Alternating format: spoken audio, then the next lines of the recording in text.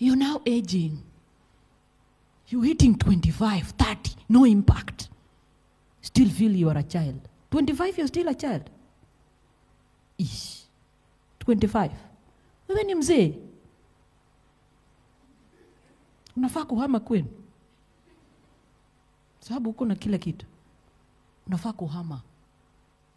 You have no business being in your mother's house at 25. I'm assuming you finished university. You have no business. Go look for one room, Dandora there. At least when life is hard, it makes you think. Because when you are over-dependent on people, it chokes and stifles your ability to think. Because rent is being paid, is it? Yeah, si mnalipa rent. Naongea na nyinyi, si mnalipa rent? Chakula unawamwekea, imejaa kwa fridge, kana ingia tu kanafungua. Yogurt, today I don't want. Leo sitaki vanilla, leo nakunywa strawberry. Nani alikunywa strawberry yako? And you keep on pulling eggs and frying and leaving utensils there because there are people to wash. 25! Unafaa kuhama. Enda uanzie room moja. Wakuanzishe. Wakupe mattress na kitanda.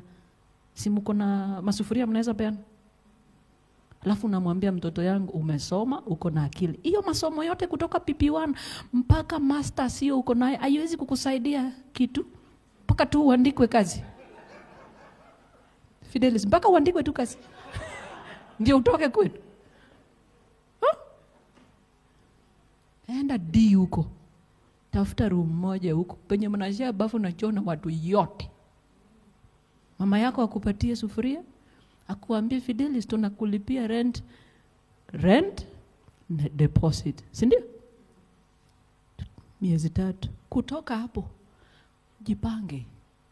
Even if they call, you don't pick those calls.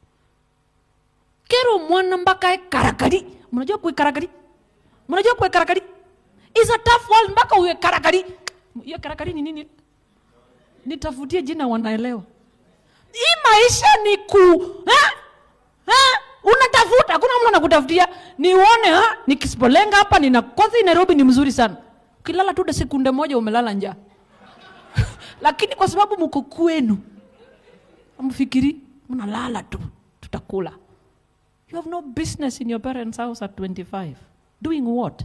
Enda, tafuta room, wakuanzishie maisha. Tutakuchekingi after 2 months. Alikufa, yuko.